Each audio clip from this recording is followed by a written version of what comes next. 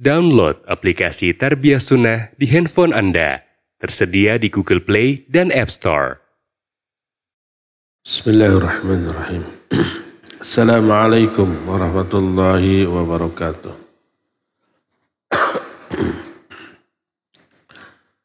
Alhamdulillahilladzi ba'atha fil ummiyina rasulan minhum yatlu alaihim ayatihi wa yuzakkihim wa yu'allimuhumul kitaba wal hikmah wa in kanu min qablu lafi dhalalin mubin.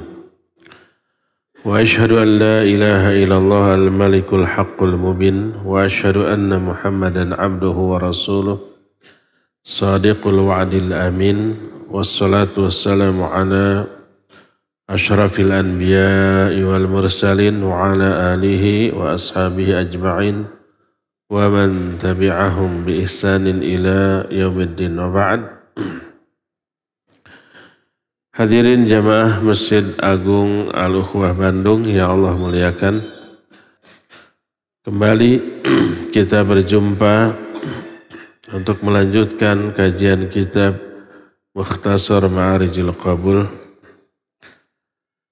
Pertemuan yang lalu kita sudah membahas makna Islam dan rukun Islam secara global, dimulai dari penjelasan dua kalimah syahadat. Sekarang kita masuki penjelasan rukun Islam yang kedua, yaitu salat. Salat dan zakat selalu disandingkan dengan tauhid dibanding urusan atau perkara lain, dan ini dijelaskan dalam banyak Al-Quran. Di antara surah Al-Baqarah 43 Allah menyatakan wa aqimus shalah wa atuz zakah. Dirikan olehmu salat dan tunaikan zakat. Dalam Al-Baqarah ayat awal Allah menyatakan Alif Lam Mim Dzalikal kitabu la raiba fihi hudal lil muttaqin alladzina yuqimuna as-shalah wa yu'tuna az-zakah wa mimma razaqnahum yunfiqun. Alif Lam Mim.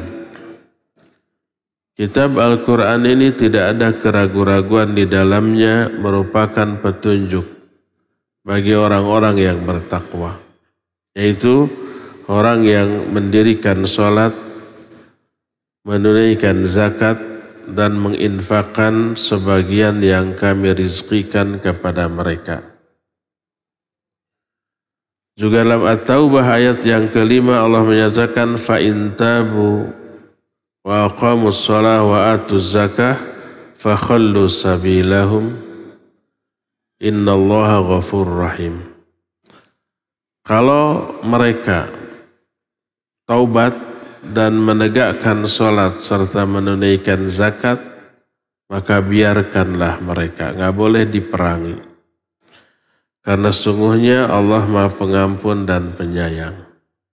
Jadi ini ayat dan banyak ayat-ayat lain selalu menyandingkan antara salat dengan zakat dan mengaitkannya dengan iman atau dengan tauhid. Oleh karena itu, bagaimana hukum dan sanksi bagi orang-orang yang meninggalkannya? Ayat-ayat dan hadis banyak menunjukkan tentang kufurnya orang yang meninggalkan salat dan dinafikan iman dari dirinya. Dinafikan itu artinya tertolak atau tidak ada iman dalam diri orang tersebut, dan disatu golongankan dengan iblis laknatullahi alaih.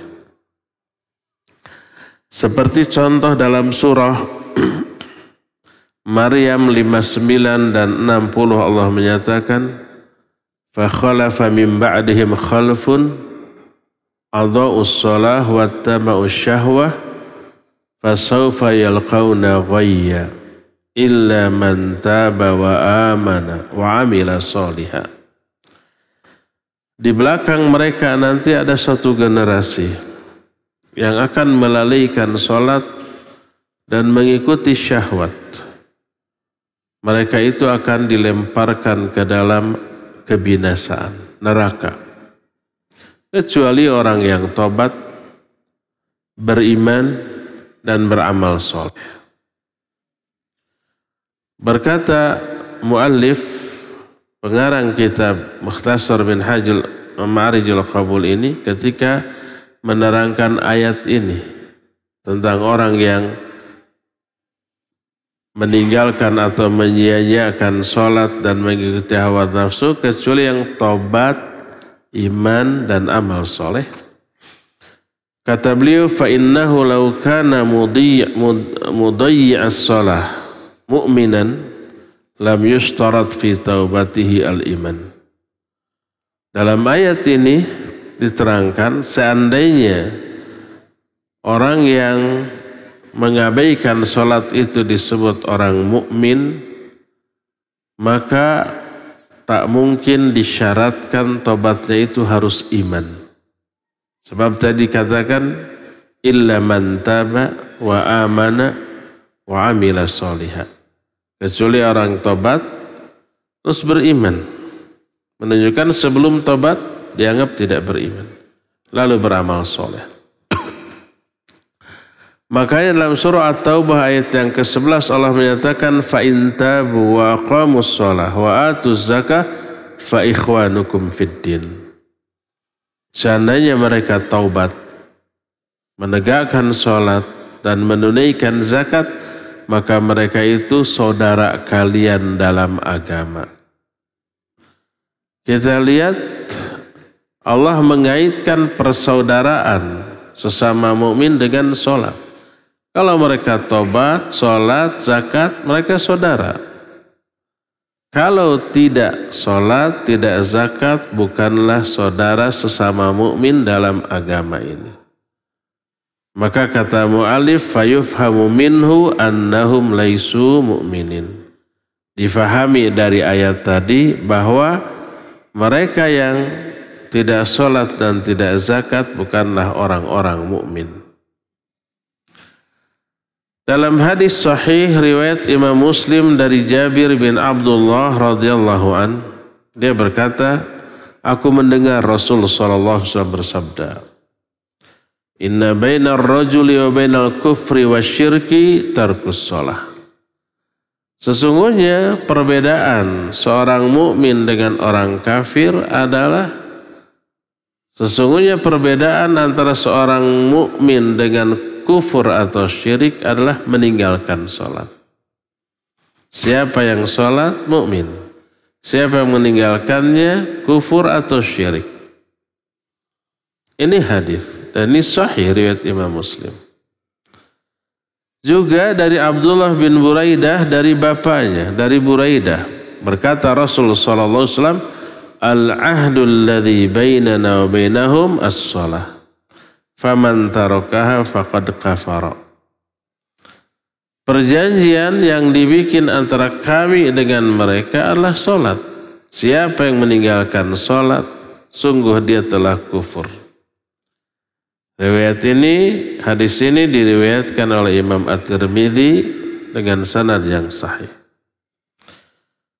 Juga dari Abdullah bin Syaqiq dia berkata, kana ashabu Muhammadin sallallahu alaihi wasallam la yarawna syai'an minal a'mal tarkuhu kufrun ghairus salah. Para sahabat Nabi Muhammad sallallahu alaihi wasallam mereka tidak melihat amal apapun yang apabila ditinggalkan menjadi kufur selain salat. Salat ini kalau ditinggalkan menjadi kufur. Itu telah ijma' di kalangan para sahabat. Dan pemahaman sahabat adalah dalil. Berdasarkan ayat Al-Quranul Karim was-sabiquna al-awwalun minal muhajirin wal ansar walladzina tabauhum bi ihsan radhiyallahu anhum wa radu'an. Orang-orang yang mula-mula masuk Islam dari kalangan muhajirin dan ansar, maksudnya sahabat. Dan orang yang mengikuti para sahabat dalam memahami agama ini, Allah ridha kepada mereka, mereka pun ridha kepada Allah. Keridhaan Allah dikaitkan dengan sikap mengikuti pemahaman para sahabat. Nah, pemahaman para sahabat tentang orang yang meninggalkan salat ini adalah kufur. Di dalam syariat yang suci ini terdapat penjelasan yang gamblang tentang wajibnya membunuh orang yang meninggalkan salat. Seperti Al-Quran surah At-Taubah ayat yang kelima tadi. Fa in tabu wa aqamus shalah wa atuz zakah fa khallu sabilahum. Kalau mereka tobat kemudian menegakkan salat, menunaikan zakat, biarkan mereka hidup. Kalau tidak, maka perangi mereka. Diperjelas dengan sebuah hadis yang diriwayatkan oleh Imam Bukhari dan Imam Muslim berkata, Rasulullah SAW umirtu an uqatilan nas hatta yashhadu an la ilaha illallah wa anna Muhammadar Rasulullah wa yuqimus shalah wa yu'tuz zakah. Kata Nabi SAW, aku diperintahkan untuk memerangi manusia sampai mereka syahadat la ilaha illallah dan Muhammad Rasulullah, lalu menegakkan salat dan menunaikan zakat. Perangi sebelum bersyahadat, sebelum menegakkan salat, menunaikan zakat. Adapun athar dari sahabat ini amat sangat banyak. Saking banyaknya tidak bisa dihitung. Wa qad ajma'u ala qatlihi kufran idza kana tarkuhu shalah an juhudin aw istikbarah wa in qala la ilaha illallah. Para sahabat itu ijma untuk membunuh orang yang tidak sholat karena kufur bila dia meninggalkan sholatnya karena menentang kewajiban sholat dan karena takabur. Walaupun mengatakan la ilaha illallah puluhan ribu kali, tapi ingkar kepada kewajiban sholat. Ketika ditanya, kenapa kamu gak pernah kelihatan sholat? Kecuali pas mau nyalon baru sholat. Dia bilang, ngapain, gak wajib kok. Dia ingkar kepada kewajibannya, kufur dia. Wa amma in kana tarkuhu laha la li yuhudin li fardiyatiha wala li istikbarin anha bal lin naw'i takassul aw tahawun kama huwa halu katsir minan nas faqad ikhtalafa al ulama. Adapun kalau orang itu meninggalkan salat bukan karena menentang kewajibannya, bukan karena takabur, tapi cuma malas, cuma mager, cuma haroream, menganggap enteng kepada kewajiban sholat. Sebagaimana yang umumnya dilakukan oleh kaum muslimin sekarang. Banyak kaum muslimin tidak sholat. Bukan karena menentang kewajiban, tapi karena malas, karena hawa nafsu. Maka para ulama ikhtilaf tentang mereka. Hal yuqtalu kufran au haddan. Apakah mereka dibunuh karena kufur atau karena had? Had itu hukuman. Hukuman bagi orang yang melanggar aturan syariat tertentu seperti pencuri dipotong tangan, pezinah dirajam atau dicambuk, itu had. Yang meninggalkan sholat dihukum bunuh. Apakah dibunuhnya itu karena kufur dianggap murtad? Atau karena memang had, dia dianggap tetap muslim, tapi muslim yang berdosa besar, kemudian diberikan hukuman bunuh. Ulama ikhtilaf. Adapun Imam Abu Hanifah dan murid-muridnya annahu la yakfur wa la yuqtal, orang yang meninggalkan sholat karena meremehkan sholat, karena malas, maka dia tidak kufur dan tidak boleh dibunuh. Tapi bal yu'azzaru wa yuhbasu hatta yusalliya. Dia dihukum, ditahan, dipenjara sampai dia sholat. Sampai kapan? Sampai dia sholat. Dan inilah ikhtilaf di kalangan para ulama tentang orang-orang yang meninggalkan sholat karena malas. Itu diikhtilafkan antara kufur dan tidaknya. Adapun kalau orang tidak sholat karena mengingkari kewajiban sholat, para ulama ijma mereka kufur walaupun sholat.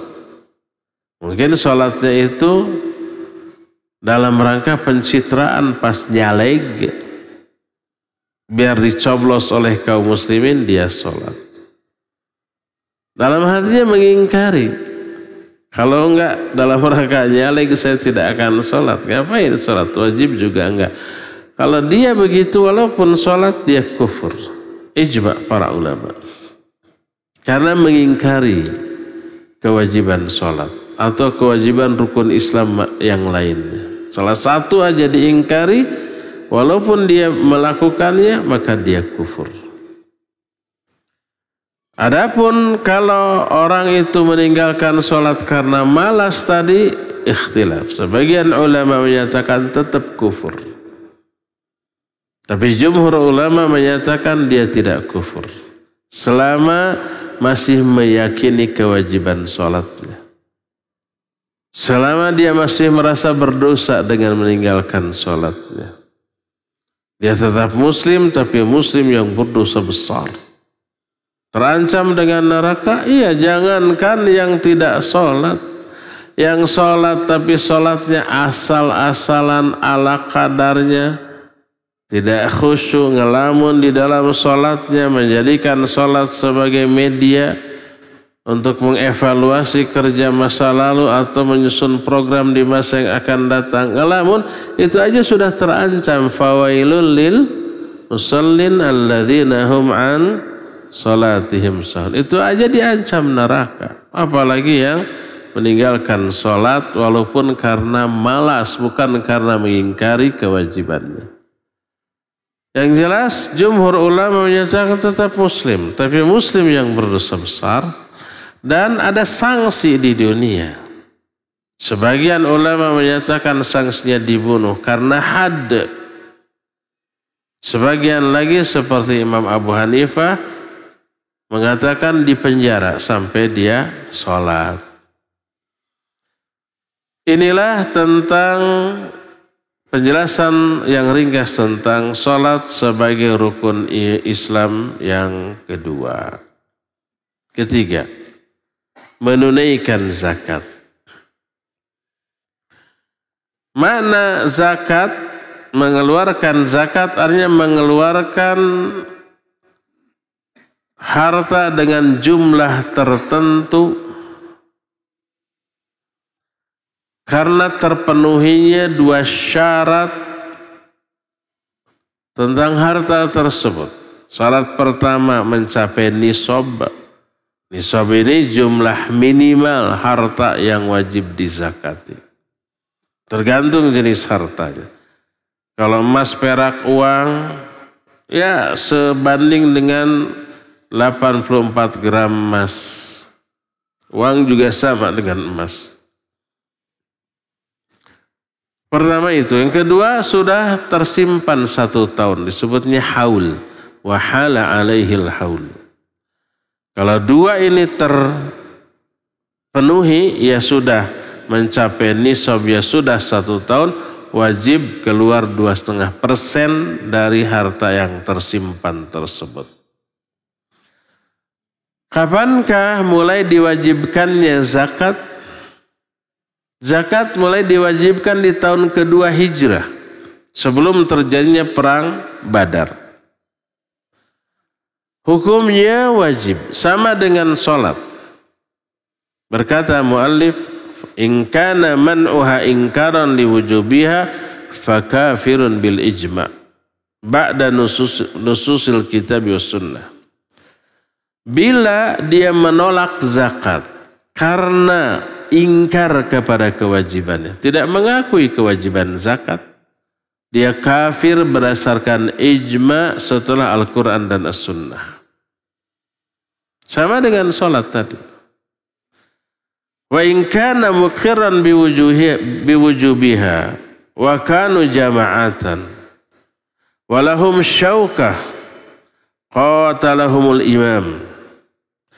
Seandainya mereka yang tidak menunaikan zakat itu mengakui kewajiban zakat tapi tidak mau menunaikannya, dan mereka itu satu komunitas yang memiliki power, memiliki kekuatan, memiliki pasukan, maka mereka itu harus diperangi oleh imam, oleh penguasa muslim. Perangi.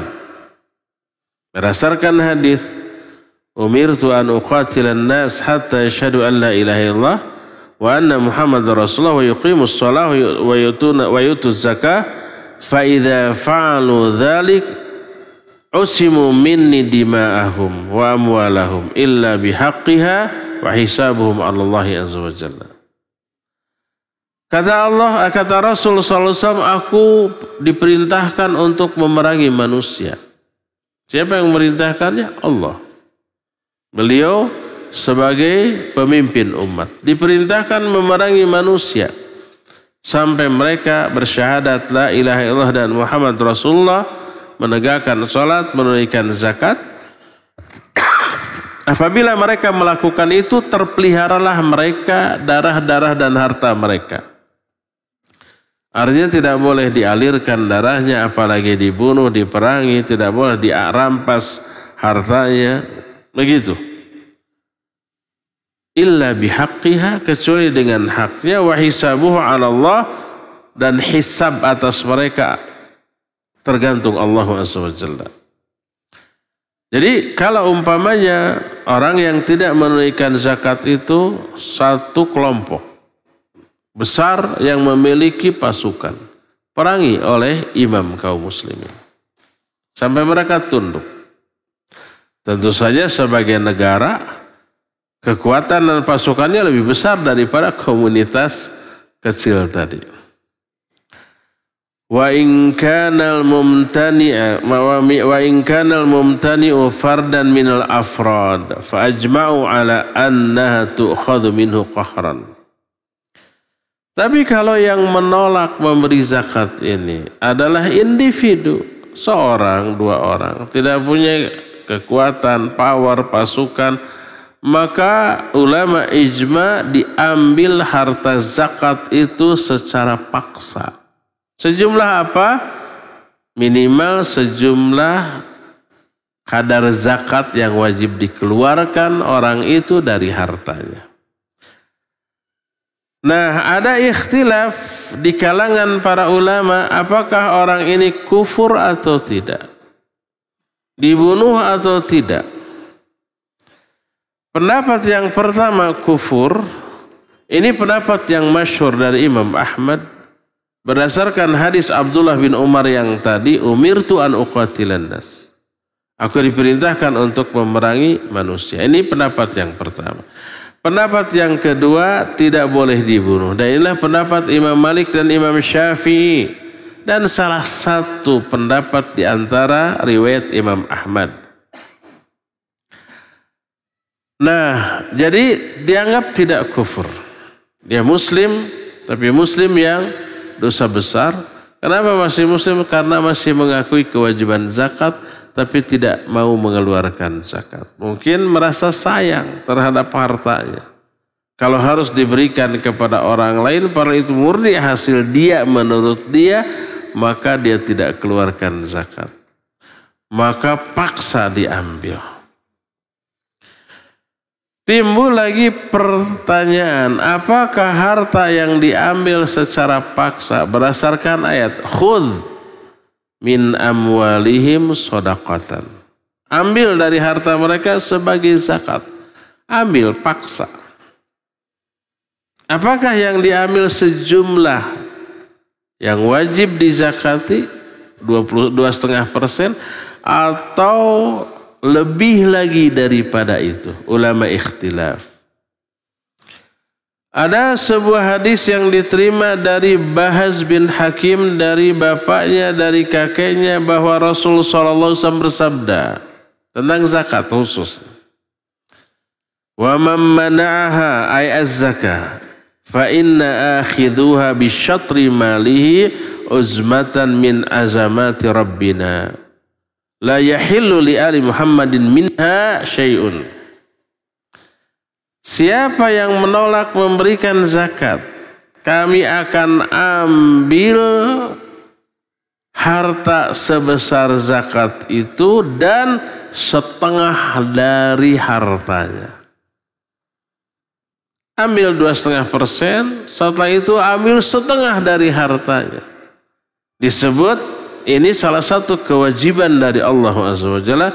Tapi Nabi menekankan la yahillu li ali Muhammadin minha syai'un. Tidaklah halal sedikit pun uang zakat ini untuk keluarga Muhammad SAW. Nabi dan keluarganya haram memakan zakat, infak, sedekah, tidak boleh, dan keturunannya. Kalau dewasa ini sekarang ada yang ngaku-ngaku turunan Nabi SAW, para habaib, meyakini dirinya turunan Rasul SAW, nggak boleh tuh makan zakat, infak, dan sedekah. Sampai-sampai kemarin kita sudah bahas, Nabi SAW menemukan sebutir kurma, lalu beliau menyatakan, seandainya aku tidak khawatir ini sedekah, niscaya akan aku makan. Tapi karena khawatir itu sedekah, beliau tidak mau makan. Diberikan kepada sahabat lain. Karena sedekah haram bagi beliau dan keluarganya, anak turunannya. Ini hadisnya ada dari Bahaz bin Hakim, diriwayatkan oleh Imam Ahmad, Abu Daud, An-Nasai, disahihkan oleh Al-Hakim dan yang lain-lainnya. Jadi kalau ada orang yang tidak mau mengeluarkan zakat karena sayang terhadap hartanya, walaupun dia meyakini kewajiban zakatnya, dan dia hanya satu individu yang nggak memiliki power, nggak memiliki persenjataan, nggak memiliki kekuatan, dipaksa ambil 2,5% dari hartanya plus setengah dari hartanya juga diambil sebagai ta'zir, sebagai sanksi atas penolakan dia untuk menunaikan zakat. Imam Asy-Syafi'i rahimahullahu ta'ala mengaitkan atau mentaklik atau mengomentari pendapat yang barusan. Beliau menyatakan la yuthbituhu ahlul ilmi bil hadis walau thabata laqulna bihi. Kata Imam Syafi'i rahimahullah, pendapat ini tidak ditetapkan oleh ahli ilmu berdasarkan hadis. Seandainya ini didasarkan kepada hadis, niscaya kami akan berpendapat seperti itu pula. Sehingga Imam Syafi'i menyatakan cukup 2,5%, tidak harus dengan setengah dari hartanya. Tapi bukankah ini ada hadis? Ya, tapi hadis ini tidak sampai kepada Imam Syafi'i rahimahullahu ta'ala. Makanya beliau berpendapat seperti itu. Seperti kita kata, Imam Syafi'i hidup di abad kedua Hijriyah. Beliau lahir tahun 150 Hijriyah dan meninggal tahun 200 atau 201 Hijriyah. Pas di akhir abad kedua Hijriyah. Imam Bukhari, Imam Muslim, Imam Abu Daud, An-Nasai satu belum lahir. Mereka masuk di abad ketiga atau keempat Hijriyah. Belum ada kitab-kitab hadis. Kitab hadis yang ada saat itu hanya Al-Muwatta Imam Malik. Hadis masih menyebar di hafalan para ulama. Sehingga ada hadis yang sampai ke satu ulama tapi tidak sampai kepada ulama lain. Begitulah. Ini yang menjadi salah satu penyebab ulama ikhtilaf dalam banyak hal. Karena ada hadis yang sampai ke satu ulama tapi tidak sampai kepada ulama yang lain. Walhasil hukum zakat wajib seperti hukum sholat. Siapa yang tidak mengakui kewajibannya, dia kufur walaupun mengamalkannya. Dia sholat, dia zakat, tapi tidak meyakini kewajibannya, maka kufur. Mungkin sholat dan zakatnya tadi pencitraan. Atau ada kepentingan duniawi untuk membujuk hati manusia. Adapun kalau orang tersebut tidak sholat, tidak zakat, masih tetap meyakini kewajiban zakatnya, kewajiban sholatnya. Dia tidak melakukannya hawa nafsu. Karena menganggap enteng, menganggap remeh, karena malas, karena sayang terhadap aspek duniawinya. Maka dia tetap muslim, tapi muslim yang berdosa besar. Dan hukuman atau sanksi di dunia ikhtilaf para ulama. Adapun hukuman atau sanksi di akhirat, mereka dua-duanya terancam oleh neraka. Inilah poin yang atau rukun Islam yang ketiga, yaitu zakat. Yang keempat,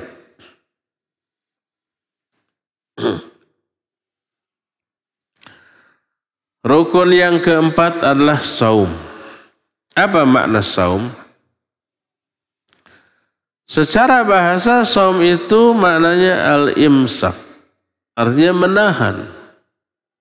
Menahan apa? Sudah menahan apa saja. Itu secara bahasa imsak. Menahan diri. Kadang menahan diri dari berbicara. Saum dari berbicara artinya tidak saum. Kadang menahan diri dari makan, minum, dan syahwat. Ya. Pokoknya imsak, menahan. Itu secara bahasa. Adapun secara istilah syar'i, imsakun makhsusun fi zamanin makhsusin bisyara'ita makhsusah. Yang dimaksud saum adalah menahan dengan makna yang khusus. Di waktu tertentu dengan syarat-syarat tertentu. Dan yang dimaksud dengan saum dengan definisi yang barusanlah menahan diri dari 3 hal. Makan, minum, dan syahwat. Di waktu tertentu. Waktunya tidak dihitung oleh berapa jam. Tapi dilihat dari sejak mulai terbit fajar sampai matahari tenggelam. Dan itu di setiap negara berbeda-beda. Kalau di Indonesia musim apapun relatif sama. Perbedaannya hanya menit sampai 30 menit lebih dikit lah. Nggak sampai sejam perbedaan antara satu musim dengan musim lain. Tapi kalau di arah utara atau selatan bumi itu bisa ekstrim perbedaan. Pada waktu musim dingin umpamanya di daerah Eropa, Amerika, di Asia Timur sana. Pada musim dingin bisa lebih cepat. Bisa lebih sebentar anunya, siangnya. Jam 6:30 masih sahur gitu. Jam 7 tuh sudah adzan subuh, masih gelap. Nanti jam 4:30 sudah adzan maghrib. Bekas sahur juga masih kenyang. Sudah buka lagi. Terus cuacanya dingin, tidak haus, enak sebentar kalau musim dingin. Tapi sebaliknya kalau musim panas, subuhnya bisa jam 2, maghribnya bisa jam 10. Bisa 20 jam. Jadi dilihat dari kapan fajar terbit dan kapan matahari terbenam, itulah rentang waktu saum. Jamnya bisa berbeda-beda di setiap negara. Itulah saum. Siapa yang menahan diri dari makan, minum, dan syahwat sejak mulai fajar sampai matahari tenggelam, maka dia sudah melakukan saum secara syar'i. Adapun dia wajib menjauhi maksiat tidak menjadi syarat sahnya saum. Kalau seseorang bermaksiat ketika saum, saumnya tidak batal. Tapi pahalanya rusak. Bisa-bisa pahala dari saumnya tidak dapat. Tapi dia telah dianggap menunaikan kewajiban saum. Walaupun pahalanya tidak dapat. Dan inilah yang dimaksud dengan hadis Nabi SAW, rubba sha'imin hadduhu min siyamihi al-ju' wal atas. Ini yang derajatnya hasan.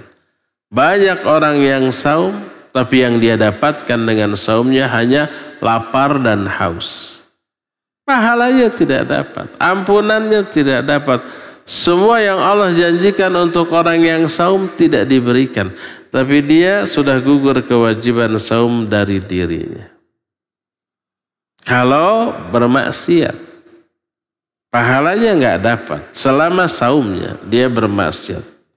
Makanya Nabi SAW mewanti-wanti, man lam yada qawla zur wal amala bihi wal jahl, falaysa lillahi hajatun fi ayyada ta'amahu wa syarabah. Siapa orang yang saumnya tidak dibarengi dengan meninggalkan ucapan perbuatan yang buruk, yang sia-sia, ucapan perbuatan yang bodoh, maka Allah nggak butuh kepada saum. Allah nggak butuh terhadap perbuatan dia meninggalkan makan minum yang dilakukannya. Enggak. Ditolak dalam arti semua yang Allah janjikan untuk orang yang saum nggak akan Allah berikan. Kalau selama saumnya bermaksiat. Baik maksiat karena mengabaikan perintah. Ketika saum dia mengabaikan sholat. Ketika saum dia mengabaikan zakat yang umpamanya sudah wajib bagi dia. Ketika saum dia bermaksiat, berdusta, bergibah, memfitnah, menggunjing, menyakiti orang. Maka kena dengan hadis tadi, siapa yang tidak meninggalkan ucapan perbuatan yang sia-sia, sikap yang bodoh, Allah nggak butuh kepada saumnya. Allah tolak saumnya. Allah nggak berikan pahala ampunan yang Allah janjikan kepada dia. Padahal filosofi saum, kalau saum ini mengharamkan seseorang dari perkara yang halal, hukum asalnya halal. Makan, minum, syahwat, asal ke istri, hukum asalnya halal. Tapi diharamkan sementara waktu, hanya siang hari aja. Nanti begitu buka, halal lagi. Makan, minum, dan syahwat itu halal lagi setelah maghrib sampai subuh lagi. Tapi dari subuh sampai maghrib haram sementara. Kalau yang hukumnya asalnya halal, sudah wajib dijauhi. Apalagi yang hukum asalnya haram, wajib dijauhi kapanpun, baik ketika saum ataupun di luar saum. Maka sungguh ironis, sungguh kontradiktif orang yang selama saumnya menahan diri dari yang halal, tapi dia melakukan perkara yang haram secara qat'i. Selama saum dia bergibah, selama saum dia berdusta, selama saum dia menzalimi orang lain. Padahal itu saum tidak saum juga wajib dijauhi. Kalau makan minum syahwat ketika tidak sedang saum halal bahkan ibadah. Tapi hanya sementara waktu aja, selama saum diharamkan. Maka apalagi yang haram wajib dijauhi kapanpun. Ketika saum dari hal-hal yang halal, tapi dia melakukan hal yang haram, rusaklah saum yang dilakukannya walaupun tidak membatalkannya. Inilah hakikat dari saum. Kapan saum diwajibkan? Sama dengan zakat tadi, tapi lebih awal. Saum diwajibkan di tahun kedua Hijriah sebelum perang Badar. Hukumnya wajib, bagian dari rukun Islam. Nabi SAW menyatakan, Bunyal Islam ala khamsin. Islam didirikan di atas 5 hal. Salah satunya adalah saum Ramadan. Zakat, syahadat, salat, zakat, dan saum Ramadan. Ini termasuk salah satu pilar atau tiang dari agama ini. Bagaimana orang yang meninggalkan saum, tidak melaksanakan saum? Berkata muallif, la khilafa fi kufri man jahada fardiyatahu. Wa ikhtulifa fi kufri tarikihi wa qatlihi mal iqrar wal i'tiraf bi wujubihi. Tidak ada ikhtilaf di kalangan para ulama tentang kufurnya orang, kafirnya orang yang mengingkari kewajiban saum. Walaupun dia saum, tapi dia ingkari kewajiban saum ini tidak wajib. Kamu kenapa saum? Biar sehat. Secara ilmiah ini menyehatkan. Para dokter menganjurkan juga biar tidak terlalu gemrot. Diet, biar terrem ini berat badan, tidak terlalu obesitas, maka saya saum. Ternyata dia saumnya itu untuk kepentingan dunia, untuk kesehatan dirinya, bukan karena meyakini kewajibannya. Dia kufur karena mengingkari kewajiban saum walaupun dia saum. Ini ijma' para ulama. Tidak ada ikhtilaf dalam masalah ini bagi orang yang mengingkari kewajiban saum Ramadan. Sama dengan sholat, sama dengan zakat. Siapa yang mengingkari kewajibannya, dia kufur walaupun dia mengamalkannya. Orang itu sholat, orang itu zakat, orang itu saum, tapi mengingkari kewajiban ketiga amalan ini, maka dia kufur, keluar dari Islam.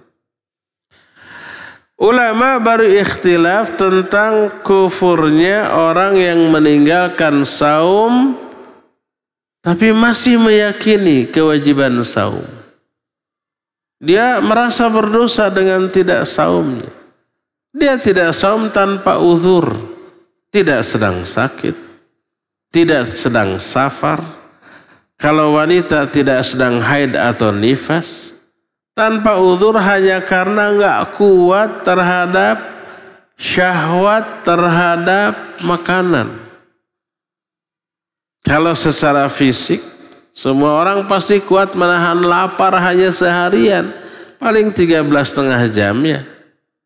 Orang kurus juga tidak makan sehari, 2 hari, 3 hari. Tidak akan mati, pasti tahan. Yang tidak tahan rata-rata adalah menahan syahwat terhadap makanan dan minuman. Ini apalagi kalau pagi-pagi malamnya sudah sahur, pagi-pagi melihat bala-bala dengan si kopi. Aduh, bukan urusan lapar dan tidaknya, tapi syahwat terhadap makanan dan minuman kopi tadi ya. Bikin ngiler. Akhirnya ini kan sunnah, kan gitu kalau saum Senin Kamis. Sudah sahur, lihat pagi-pagi bala-bala dengan si kopi, tidak saum juga tidak dosa. Akhirnya dibatalkan. Gak kuat menahan syahwat terhadap makanan dan minuman. Itu intinya pengendalian hawa nafsu, pengendalian syahwat terhadap makanan dan minuman. Berdasarkan hal itulah kalau orang meyakini kewajiban saum, tapi dia tidak saum karena syahwat terhadap makanan minuman yang tidak bisa terbendung, ulama ikhtilaf. Apakah dia kufur ataukah tidak? Jumhur ulama menyatakan tidak kufur. Dia tetap muslim, tapi muslim yang berdosa besar. Bagaimana tobatnya? Juga bagaimana tobat orang yang pernah meninggalkan sholat secara sengaja? Apakah harus diqadha? Kalau meninggalkan sholat secara sengaja atau meninggalkan saum Ramadan secara sengaja, bukan karena ada udzur sakit atau safar, untuk saum ya, tidak ada qadha baginya. Apalagi sholat nggak ada qadha. Kecuali orang yang ada udzur umpamanya, tidak sempat secara teknis melakukan sholat pada waktunya, diqadha setelah lewat waktunya.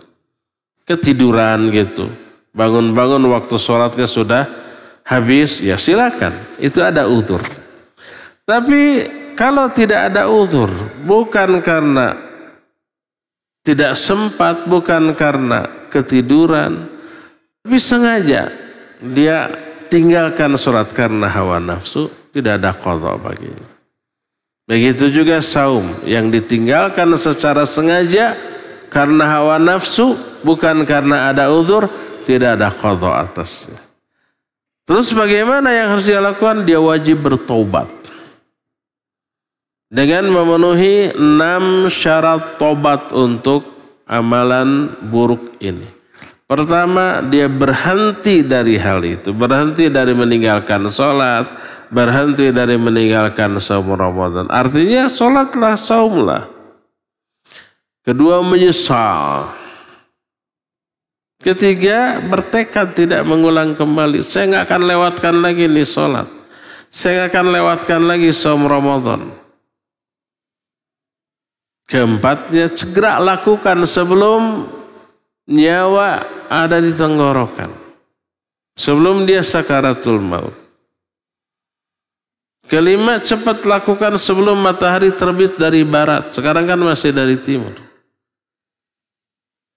Dan yang keenam, karena ini ibadah yang agung, tobat ini wajib niatnya ikhlas karena Allah. Bukan karena pencitraan, bukan karena orang, bukan karena kepentingan dunia, enggak. Tapi lillah. 6 syarat ini wajib dipenuhi dalam taubat, dan itulah yang disebut dengan taubatan nasuha. Kalau dosanya langsung kepada Allah, seperti meninggalkan sholat, seperti meninggalkan saum Ramadan tanpa udzur. Adapun kalau dosanya menyangkut hak sesama manusia, ada 1 syarat lagi, kembalikan hak itu kepada pemiliknya. Kalau kita pernah mengambil barangnya, kembalikan. Kalau kita pernah merampas kehormatannya, kembalikan kehormatan tersebut. Kalau kita pernah menzaliminya, gentle, kesatria, ngaku salah dan minta maaf. Mau dimaafkan mau tidak, mau marah mau tidak, itu urusan dia. Kewajiban kita adalah gentle, mengakui kesalahan dan meminta maaf atas kesalahannya. Ya.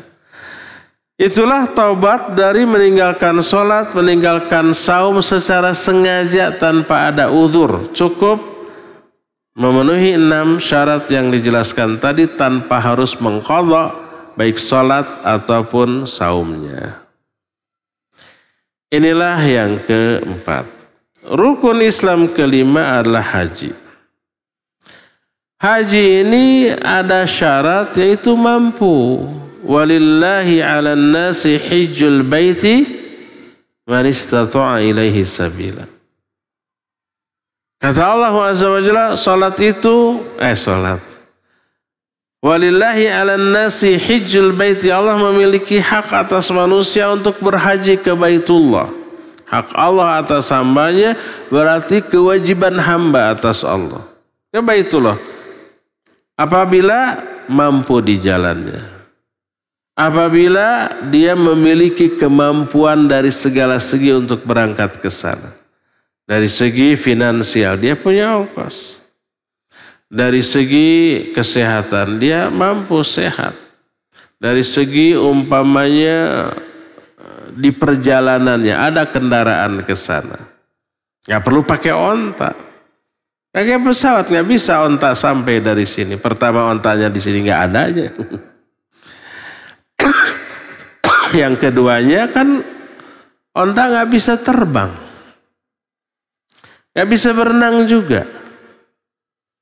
Saya nggak tahu apa unta bisa berenang apa tidak. Walaupun bisa nggak mungkin dinaikin. Ya pakai pesawat. Bid'ah dong. Ini urusan dunia. Tidak ada di zaman betul. Tapi urusan dunia tidak dihukumi bid'ah, enggak. Yang dihukumi bid'ah itu urusan agama. Di zaman Nabi-nya tidak ada. Ayo kita adakan atas nama agama. Itu yang bid'ah. Adapun mikrofon, TV, internet, radio gitu ya. Pesawat itu urusan dunia. Kata Nabi SAW, antum a'lamu bi umuri dunyakum. Kalian lebih tahu tentang urusan dunia kalian, silakan berkreasi, berinovasi, silakan. Adapun urusan agama jangan berkreasi, jangan berinovasi, ikuti Quran Sunnah itu. Menambah-nambah hasil kreasi kita menyebabkan nanti agama ini buatan manusia, buatan orang. Padahal agama ini wahyu Allah. Sumbernya Quran Sunnah, ya. Nah, jadi mampu dari segala segi maka wajib haji atas dirinya. Siapa yang sudah mampu tapi tidak haji karena sayang terhadap uangnya. Uang sekarang kalau mau plus mencapai sekitar 150-200 juta. Apalagi furoda sampai mencapai 500 juta. Bagi kalangan tertentu itunya sih tidak begitu besar. Yang lebih besar adalah keuntungan yang harus dia tinggalkan selama haji. Hajinya 24 harian. Itu selama 24 hari gak menghasilkan apa-apa. Padahal bisa miliaran kan gitu. Itu yang dia sayangkan. Makanya gak berani berangkat. Sayang kepada penghasilan yang harus ditinggalkan. Sayang kepada uang yang harus dikeluarkan. Hitungannya bukan hanya ongkos haji yang ratusan juta, tapi hitungannya berapa miliar yang saya harus lepaskan ketika berhaji tersebut. Kan gitunya. Karena itu sayang. Maka dia tidak berhaji. Karena cinta dunia. Bagaimana hukum orang yang sudah mampu haji tapi tidak haji? Sama dengan yang tadi. Kalau mengingkari kewajiban hajinya dia kufur. Sama dengan mengingkari sholat, zakat, saum, dan haji. Adapun kalau dia meyakini haji wajib tapi syahwat dunia. Sayang terhadap uang yang harus dikeluarkan dengan jumlah banyak. Sayang terhadap uang yang harus luput selama berhaji, maka dia tidak haji, maka orang ini tetap muslim. Tapi muslim yang berdosa besar. Inilah penjelasan tentang 5 rukun Islam secara ringkas. Cukup ya sampai di sini untuk sore hari ini. Dan kita mesti punya waktu untuk pertanyaan jawab. Seperti biasa untuk hari Jumat dikhususkan pertanyaan untuk pendengar dan pemirsa Radio Roja. Dan kepada Al-Akhl Fadil Ari di studio Radio Roja Cilengsi dipersilakan untuk memandu tanya jawab dengan pendengar dan pemirsa. Wa sallallahu ala nabiyina Muhammadin wa ala alihi wa ashabihi wasallam. Mangga Ari. Silahkan, telepon yang pertama. Halo. Assalamualaikum. Waalaikumsalam warahmatullahi wabarakatuh. Ibu, dengan siapa di mana ini? Dari hamba Allah Tangerang Selatan. Silahkan. Gini Ustadz, kalau seorang wanita mau berhaji, kalau dia nggak punya mahram, apa dikategorikan dia belum mampu, Pak Ustadz? Ya, itu aja. Assalamualaikum warahmatullahi wabarakatuh. Waalaikumsalam warahmatullahi wabarakatuh. Silahkan Ustadz. Iya, barakallahu fiik. Ibu yang dari Tangerang. Wanita haji tapi tanpa mahram bagaimana? Kalau hajinya haji yang wajib bagi dia, maksudnya dia pertama kali haji. Kemampuan sudah ada. Jumhur ulama menyatakan boleh dia berhaji tanpa mahram selama dijamin keselamatannya. Artinya dia tidak sendirian tapi rombongan dengan orang-orang yang terpercaya. Karena dia sudah terkena kewajiban haji, dia mampu. Adapun punya mahram tidak menjadi persyaratan untuk menjadi menunaikan haji yang wajib ini. Karena dia sudah mampu dan terkena kewajiban haji, maka berangkat. Adapun kalau haji sunnah bagi dia, seperti umpamanya dia pernah haji dan dia ingin menunaikan kembali ibadah haji untuk yang kedua kali, maka hukumnya sunnah bagi dia. Maka yang hukumnya sunnah tidak boleh melanggar yang haram bagi dia.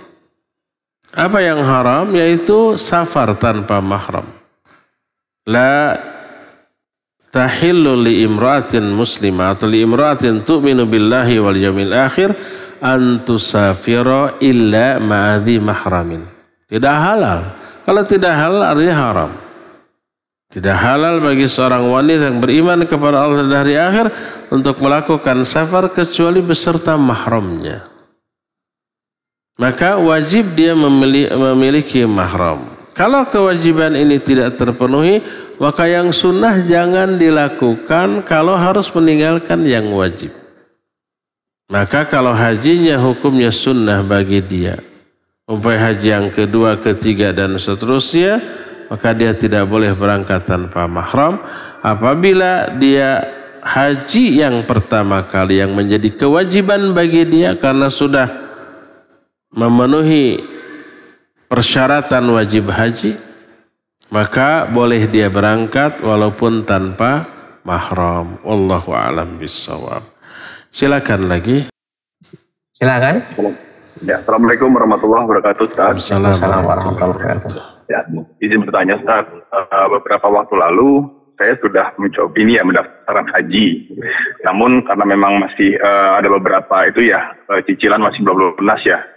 Tapi secara paralel saya dihubungi sama salah satu bank, Ustaz, bank syariah, dan ditawarkan untuk pendanaan haji. Nah, bagaimana hukum pendanaan haji itu ya, Ustaz ya? Mohon pencerahannya, Ustaz. Terima kasih. Baik, barakallahu fiik. Dana talangan haji. Ini yang bikin pendaftar untuk haji itu membludak. Sehingga antrian begitu panjang sampai mencapai lebih dari 20 tahun. Daftar sekarang 20 tahun kemudian baru berangkat. Ada yang begitu? Ada.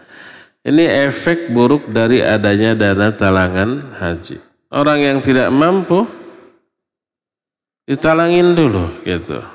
Saya memaksakan diri dengan cara berhutang. Kalau tadi disebutkan haji itu disyaratkan mampu.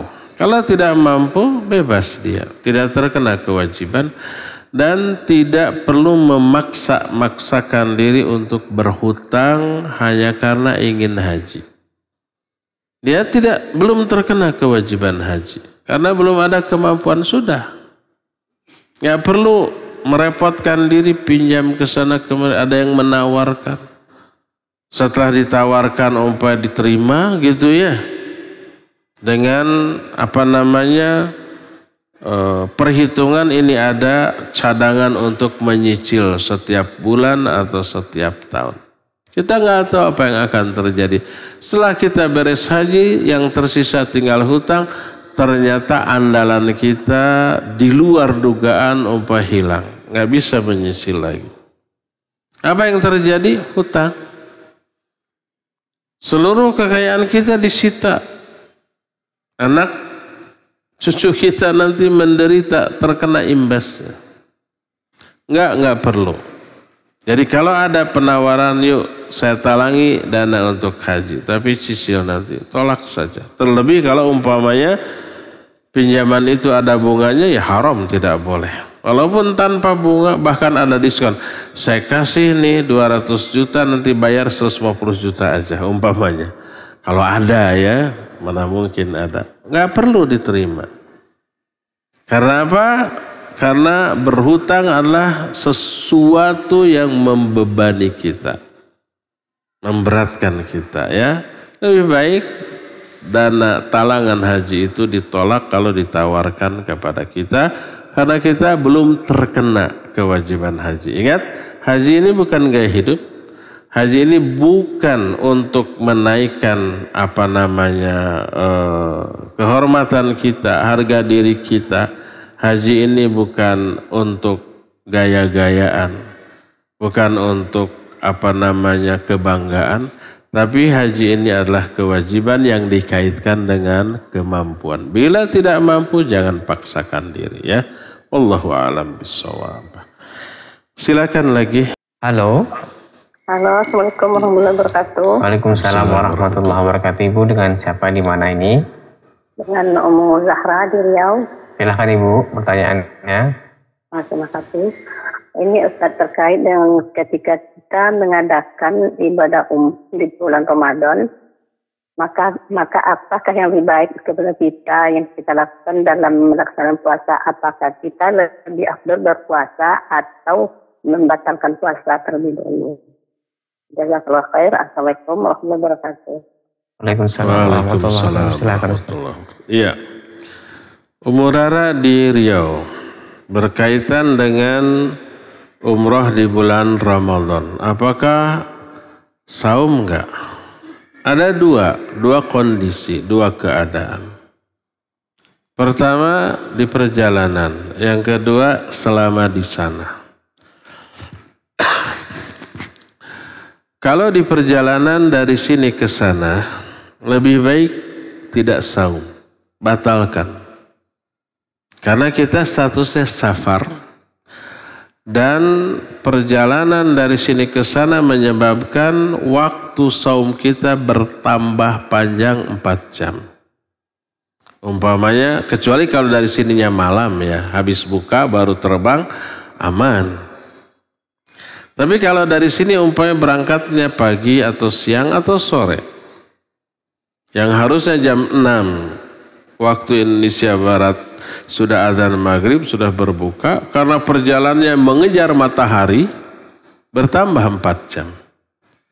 Sehingga jam 10 waktu Indonesia Barat baru berbuka di atas pesawat. Karena kita lagi safar. Apa akibatnya? Akibatnya kita lemes, dikhawatirkan sakit. Sehingga sampai di sana bukannya ibadah dengan tenang, malah tergolek, istirahat, bahkan tak mustahil dirawat di rumah sakit. Sebaiknya batalkan, nanti diqadha setelah Syawal. Itu kalau apa? Kalau di perjalanan dari sini ke sana. Nah, adapun di sana setelah mendarat baik di Mekah ataupun di Madinah, sudah umpamanya menetap di sana, ya saumlah seperti biasa. Karena tidak ada halangan bagi kita untuk tidak saum. Jadi biasa sahur, kemudian aktivitas sehari-hari biasa, ibadah.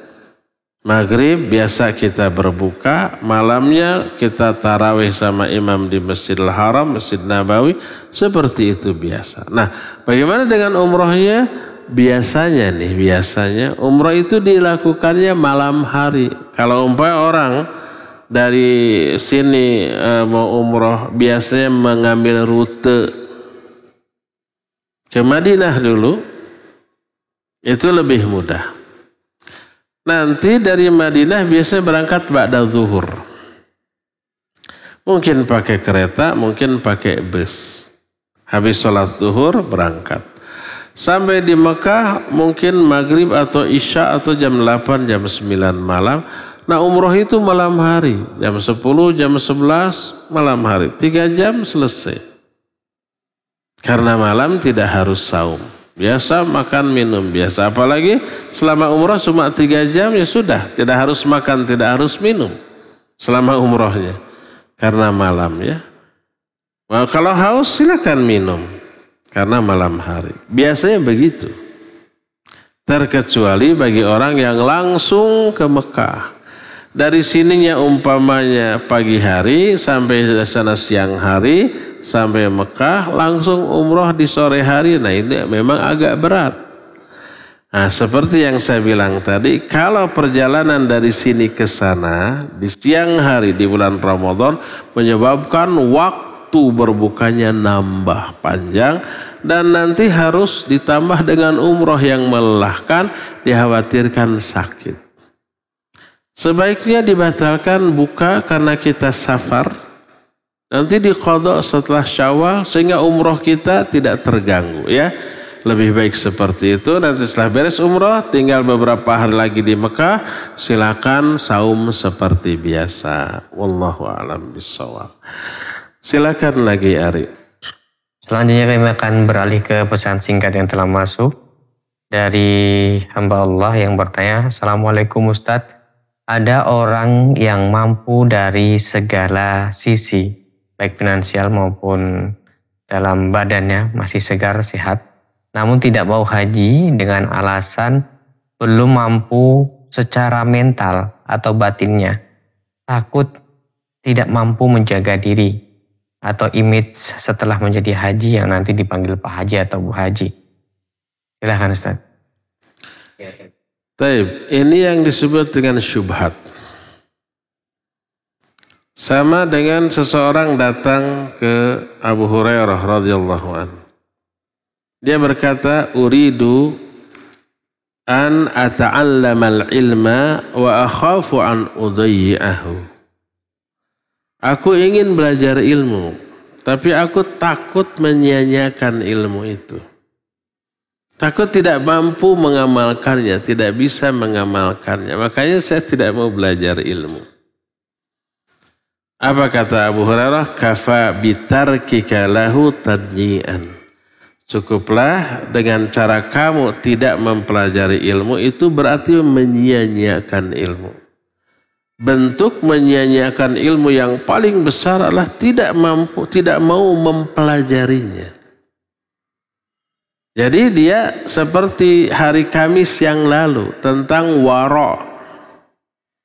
Banyak orang yang salah kaprah menerapkan wara'. Dia wara' dari hal yang makruh, tapi terjerumus ke dalam hal yang haram.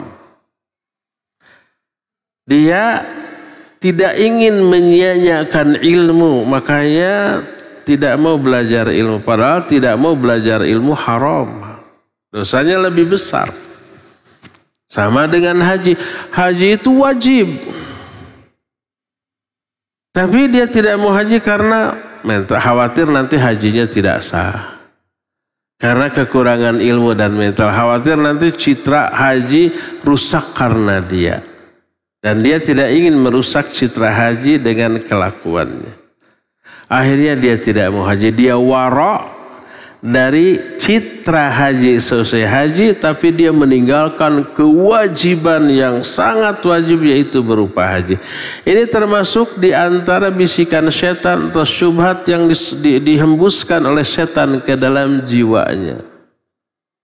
Sama aja dengan kamu jangan sholat. Kalau orang rajin sholat lalu ternyata nanti bermaksiat, itu merusak citra orang-orang yang sholat. Kamu dosa besar.